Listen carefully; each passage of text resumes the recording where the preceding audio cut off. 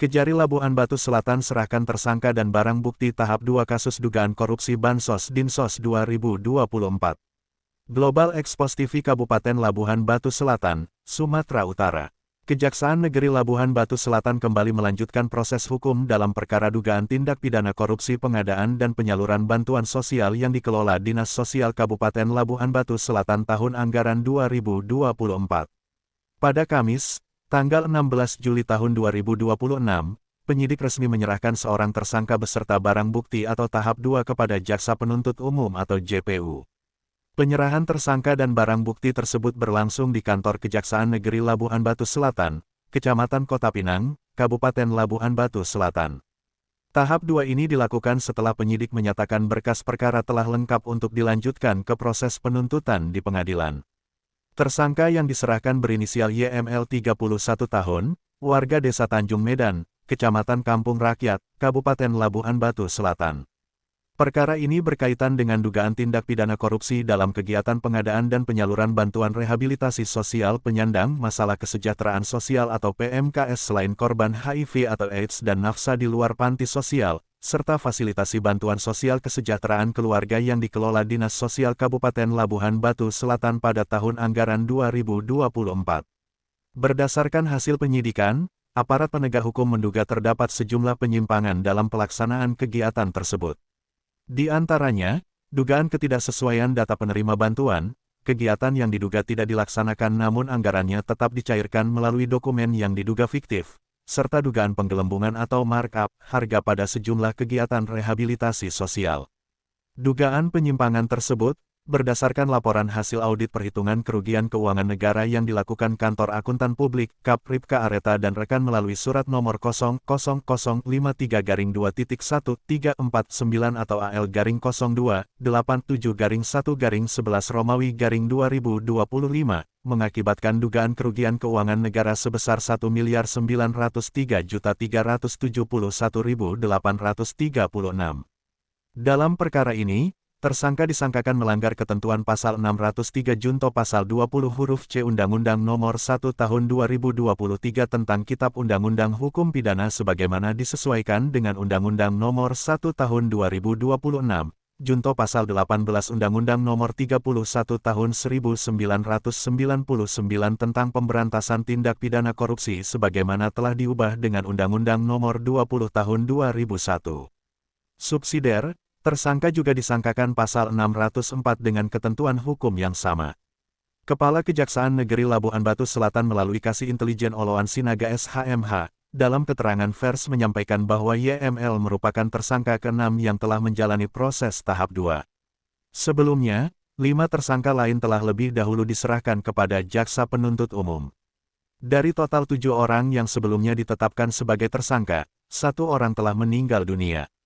Dengan demikian, 6 tersangka telah menjalani proses tahap 2 dan selanjutnya dititipkan di Lapas Kelas 3 Kota Pinang untuk menjalani proses hukum berikutnya, ujar Oloan Sinaga dalam rilis pers.